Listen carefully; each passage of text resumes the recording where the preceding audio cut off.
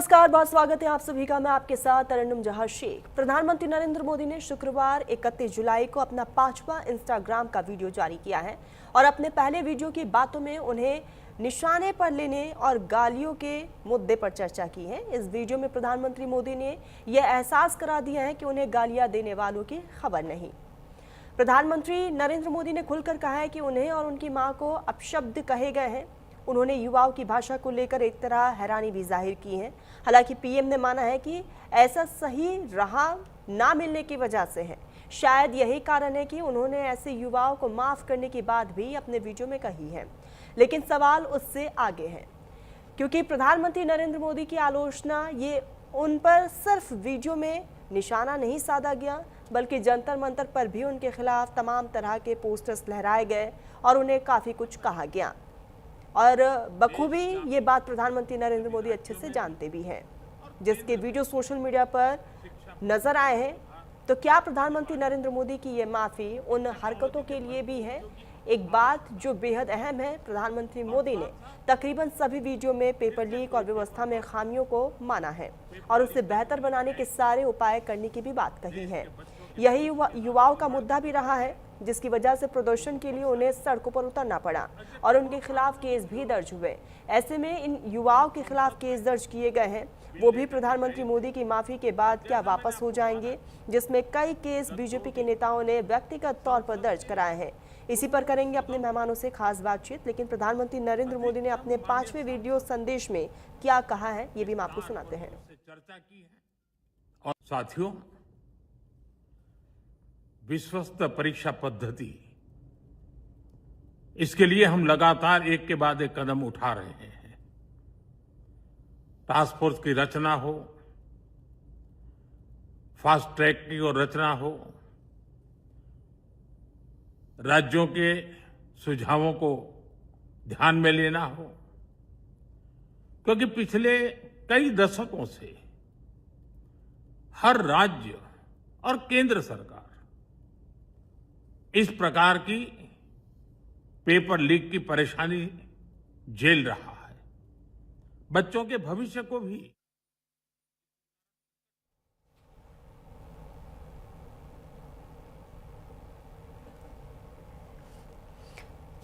खास मेहमान हमारे साथ जुड़ चुके हैं। आलोक वत्स बीजेपी के नेता हमारे साथ जुड़े हुए, सरिता सिंह राजनीतिक विश्लेषक हमारे से जुड़े हैं। आप बहुत स्वागत है आप सभी का। सरिता, मैं सबसे पहले आपके पास ही आऊंगी। प्रधानमंत्री नरेंद्र मोदी का इंस्टाग्राम पर ये 5वां वीडियो है। जेनजिस को लेकर वो लगातार अपनी बातें रख रहे हैं और अब जो ये 5वां वीडियो आया है पीएम मोदी का, उसमें एक चीज साफ है कि राजनीतिक तौर पर भी उन्होंने एक बड़ा संदेश दिया है। दूसरी तरफ युवाओं को राह दिखाने की भी बात पीएम मोदी की तरफ से की गई है, एक बड़ा संदेश जेनजिस के लिए। जी बिल्कुल। जो अभी प्रधानमंत्री जी का 5वां वीडियो है और देख रही हूँ कि लगातार जो है वो युवाओं से जुड़ने की कोशिश कर रहे हैं और माफ़ी की बात कही है, तो मैं उनके माफ़ी के बात का स्वागत करती हूँ। लेकिन जहाँ तक हम सब देख पा रहे हैं कि एक तरफ प्रधानमंत्री जी जो है वो युवाओं से जुड़ने की कोशिश कर रहे, तो वहीं दूसरी तरफ जो है बच्चियों को ट्रोल किया जा रहा है।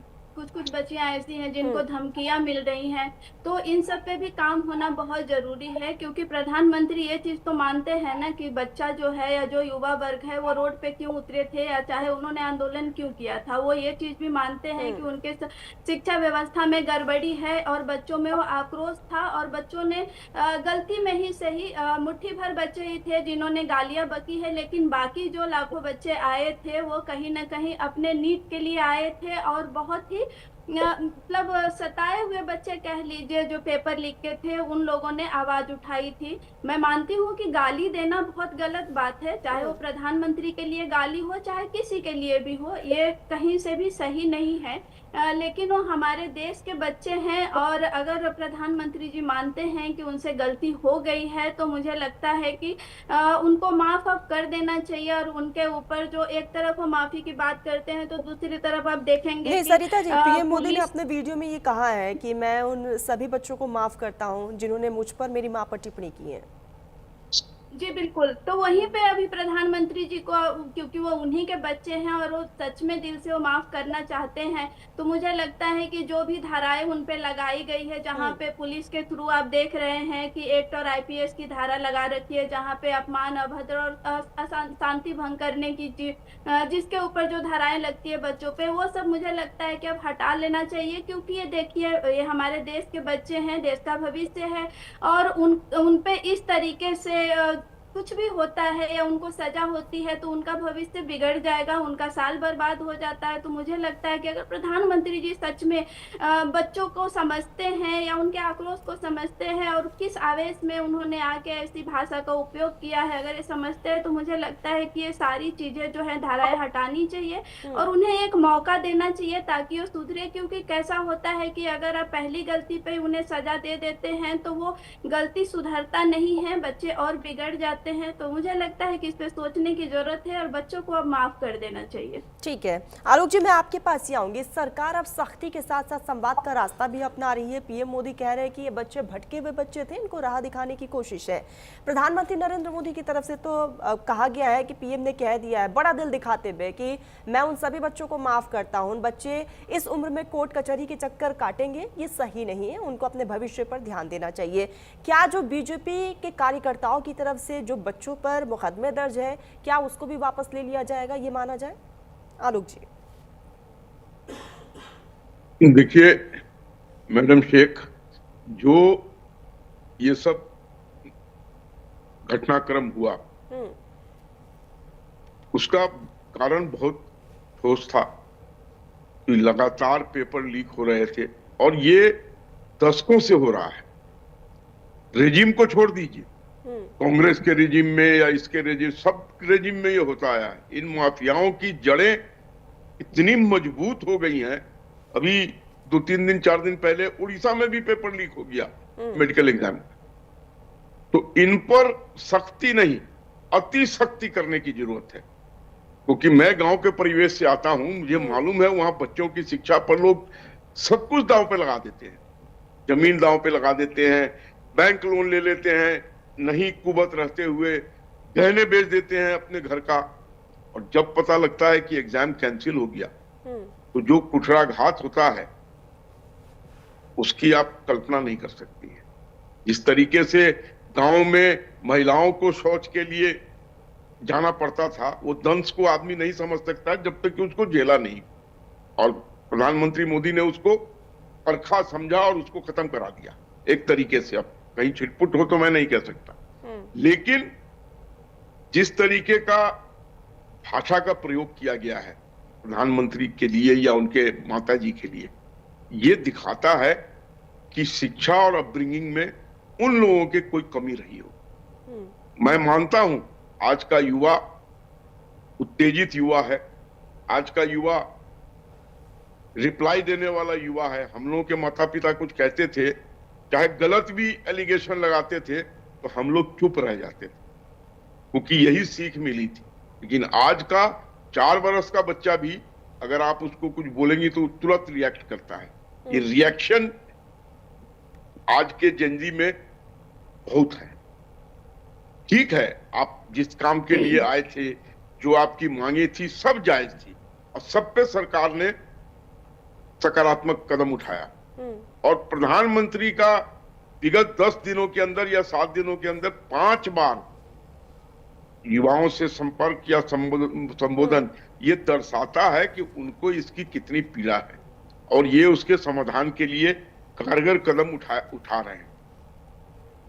और उनका ये और बड़ा बड़प्पन है कि उन्होंने कहा कि हम इसको, उन लोगों को माफ करते हैं।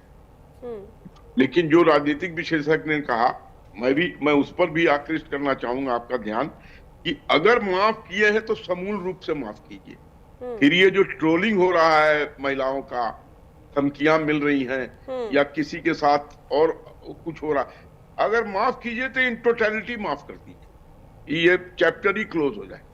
हाँ, इसके बाद अगर कोई ऐसी हरकत करे तो वो तो जरूर दंड का भागीदार होगा। आलोक जी, यानी कि आप मानते हैं कि जो बीजेपी कार्यकर्ताओं की तरफ से अलग अलग राज्यों में इन बच्चों और बच्चियों पर मुकदमे दर्ज हुए हैं, प्रधानमंत्री नरेंद्र मोदी पर इस तरह की टिप्पणी करने पर वो मुकदमे भी वापस ले लेने चाहिए और या ले लिया जाएगा या ले लिया मैं जाएगा? मानता हूँ हाँ। जब प्रधानमंत्री ने स्वयं माफ कर दिया तो उनके बिहाफ पे अगर आप केस किए तो आप भी वापस कर लीजिए। जब शीर्ष ने कह दिया कि हम इनको माफ करते हैं, फिर दूसरे लोगों को उसको विड्रॉ कर लेना चाहिए। फिर दोनों चीजें नहीं चलेंगी ना। आप माफ भी कर रहे हैं और उन पर केस भी हो रहा है, तो ये तो गलत संदेश चला जाएगा। हाँ। या तो मत माफ कीजिए, कहिए कि जो लोग हैं इसमें शामिल हम उन पर दंडात्मक कार्रवाई करेंगे। लेकिन जब शीर्ष के नेता ने कह दिया, बीजेपी के उनसे बड़ा नेता तो कोई नहीं है और प्रधानमंत्री भी है राष्ट्र के, जब उन्होंने कह दिया कि मैं माफ करता हूं तो ये सब केसेस विड्रॉ हो जाने चाहिए और एक ऐसा एटमॉस्फेयर बना देना चाहिए कि चलो लेट बाईगॉन्स बी बाईगॉन्स, जो हुआ वो हुआ, खत्म हुआ। लेकिन आगे अगर ऐसा करोगे तो तुम दंड के भागीदार। बिल्कुल, क्योंकि एग्जाम सिस्टम देश की रीढ़ है। 40 करोड़ बच्चे युवा देश के रीढ़ है और लगातार एक बार की बात हो, 2 बार की बात हो तो आदमी कहेगा चलो हो गई। ये लगातार जो एग्जाम्स कैंसिल हुए हैं विभिन्न विभिन्न पदों पर, विभिन्न विभिन्न क्षेत्रों में, ये डेंजरस साइन है। इसको कंट्रोल करना होगा। बिल्कुल कंट्रोल करना होगा और सरकार इसके लिए और सख्ती मैं जी प्रधानमंत्री से अपील करूंगा आपके प्रेस्टिजियस चैनल के माध्यम से कि कृपया इन पर जो आपने दंडात्मक कार्रवाई का प्रावधान किया है और उसमें फाइनेंशियल भी किया है वो बहुत कम है। 5 लाख 10 लाख या 10 करोड़ इनकी कमाई इतनी हो जाती है पेपर लीक से, ये पैसा देने में तो उनको कुछ नहीं लगेगा, जमा करा देंगे। इनके ऊपर कोई ऐसी कड़ी कार्रवाई होनी चाहिए, आजन्म कारावास, मृत्युदंड का भी प्रावधान हो जाना चाहिए। बिल्कुल, सरकार की तरफ से आलोक जी कहा भी जा रहा है कि अगर समय आया, अगर इस तरह की चीजें वापस हुई तो कानून में और भी तब्दीलियां की जाएंगी और सख्त कानून बनाया जाएगा। सरिता जी, मैं आपके पास ही आऊंगी। बच्चों को अब सिखाने के साथ साथ पीएम मोदी की तरफ से एक संदेश ये भी दिया गया है कि ये सामूहिक सभी की जिम्मेदारी है कि बच्चों को एक सही राह पर लेकर जाएं।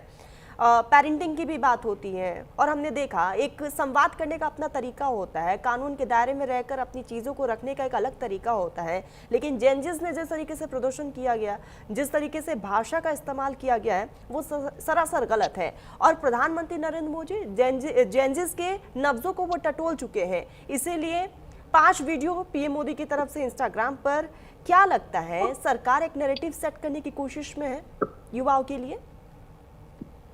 देखिए, जहाँ तक अभी मुझे समझ में आ रहा है, क्योंकि इतने टाइम से जितने पेपर लीक हुए हैं और जिस तरीके से बच्चों ने हर बार मतलब आवाज नहीं उठाई है, क्योंकि हर बार एक भरोसा रहा है कि चलो पहली बार हो गया, दूसरी बार हो गया, सरकार इस पे वर्क करेगी। लेकिन जब आपने देखा है कि कहीं से भी इस पे काम नहीं हो रहा था और बार बार यूं पेपर का लीक हो जाना और ये बच्चों में कहीं ना कहीं इतना आक्रोश पैदा कर दिया है और सरकार के प्रति इतना गुस्सा पैदा कर दिया है कि उसे शांत करना, मुझे लगता है कि अभी सरकार भी समझ गई कि उनके बस का नहीं था, क्योंकि ये आंदोलन ने बता दिया है कि आजकल के जेनजी और पहले के जो बच्चे और युवा वर्ग थे उनमें अभी जमीन आसमान का फर्क है। रही बात शब्दों की, जहाँ तक बात हो रही है, जहाँ पे हमने बहुत चैनल पे भी सुना है कि बच्चे अपने घर से सीखते हैं, तो मैं कहूँगी कि कोई भी पेरेंट्स ये नहीं चाहता कि उनका बच्चा गाली बके। हर पेरेंट्स यही चाहते हैं कि उनका बच्चा जो है अच्छे भाषा का उपयोग करे। लेकिन आजकल जो सोशल मीडिया है, जो OTT पे परोसा जा रहा है, ये सब चीज़ भी एक मेन मुद्दा बन गया है कि बच्चे गलत राह कहीं ना कहीं पकड़ ले रहे हैं, गलत शब्दों का चयन कर ले रहे हैं। लेकिन एक चीज़ सरकार को भी मानना पड़ेगा कि आजकल का जो जेनजी है वो अपने लिए आवाज उठाना सीख गया है, वो गलत का साथ नहीं देगा।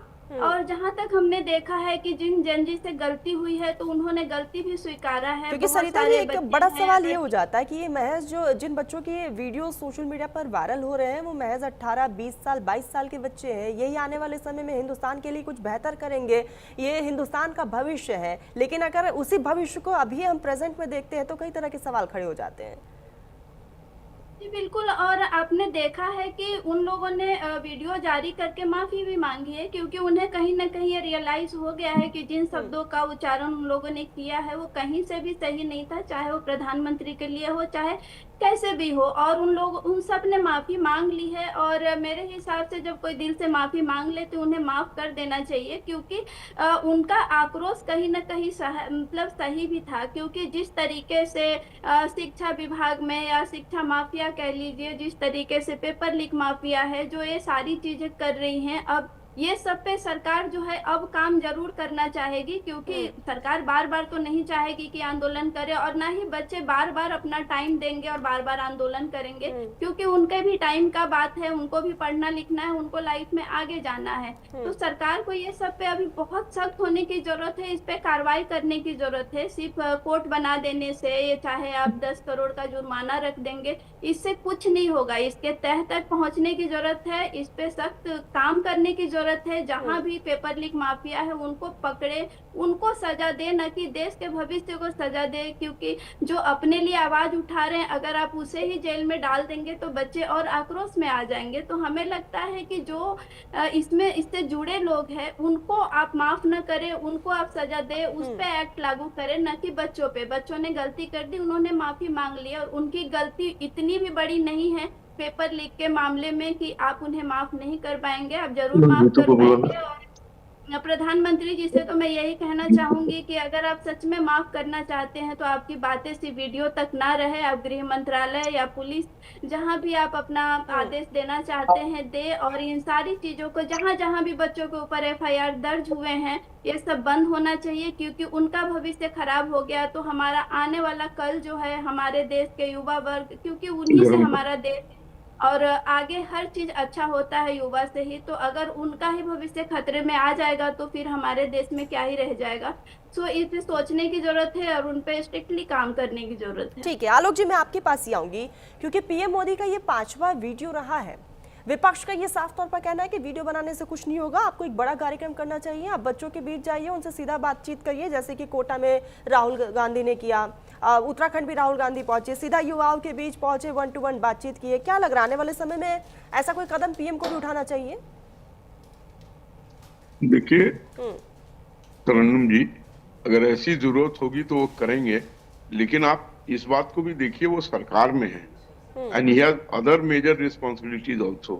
और वो पूरे देश में घूम घूम कर अगर कुछ लोगों से बातें करेंगे, इससे अच्छा है कि वो इंस्टाग्राम पे आ रहे हैं, आजकल सब लोग हैं उस पे, उनको इंटेंशन देखना चाहिए कि ही इज वरीड, वो उनके साथ कॉन्टैक्ट चाहते हैं, उनको समझाना चाहते हैं, वो ये करना चाहते हैं कि हम बताना चाहते हैं कि हम कौन से कारगर कदम उठा रहे हैं, कौन से ठोस कदम उठा रहे हैं, कौन से सख्त कदम उठा रहे हैं।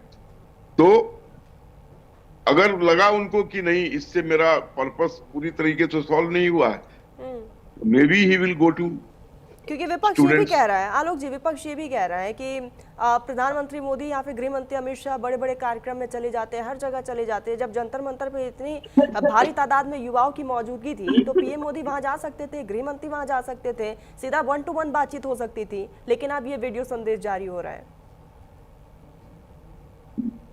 देखिए तरन्नुम जी, ये जरूर है कि युवा शक्ति के पावर को हमसे आंकने में कुछ भूल हो गई। वो लड़का जब अमेरिका से चला था, if I am not wrong, he had 2 crore followers on Instagram. तो ये हमें समझना चाहिए था कि यहाँ आने पर उसमें बढ़ोतरी होगी, घटोतरी नहीं होगी। जो कॉज था वो बहुत जेन्युइन था कि, और ये एक ऐसा कॉज था जो सभी जाति धर्म को इफेक्ट कर रहा था। और इसमें जो भीड़ बढ़ती गई और फिर प्रदेशों में जो इसका प्रज्वलित हो गया ये मामला और वहां भी आग लगनी चालू हुई, ये सबका कॉमन कॉज था। और आपने देखा होगा कि इसमें जाति, वर्ग, भेद, धर्म सब मिल गए। फिर बाद में जब रियलाइज हुआ तो कारगर कदम उठाए गए। ये सही है कि अगर शुरू में ही डायलॉग में चले जाते तो शायद इतना विस्तृत और इतना लंबा ये नहीं खींचता और इस तरीके की वारदातें भी अवॉइड हो जाती।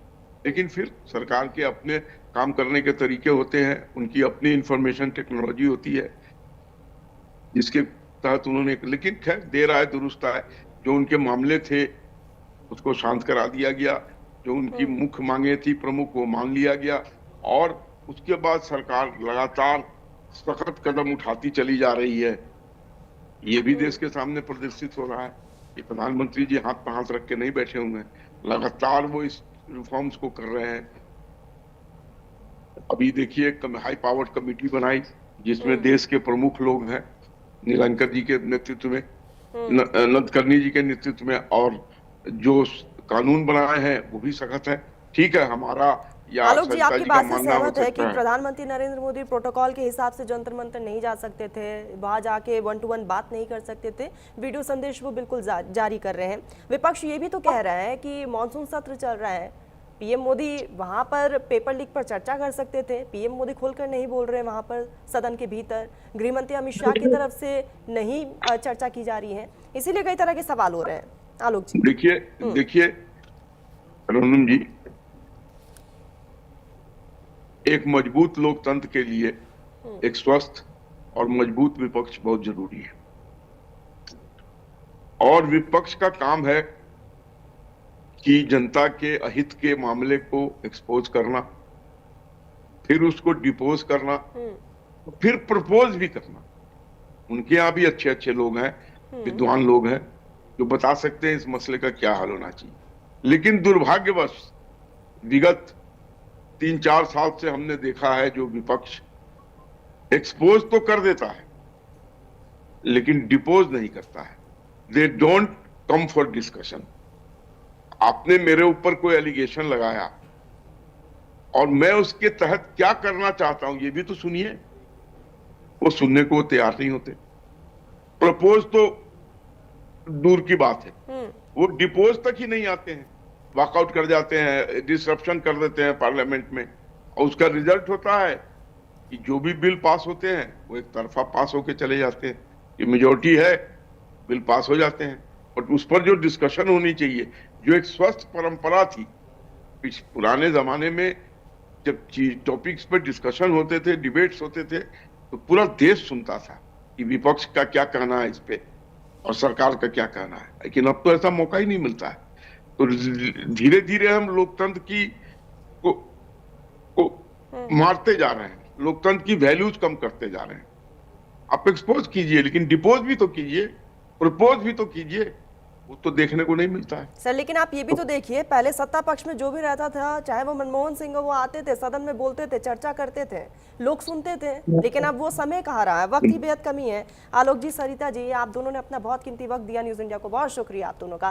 फिलहाल वक्त हो चुका है छोटे से ब्रेक का, जल्द हाजिर होंगे, बने रहिएगा न्यूज इंडिया के साथ।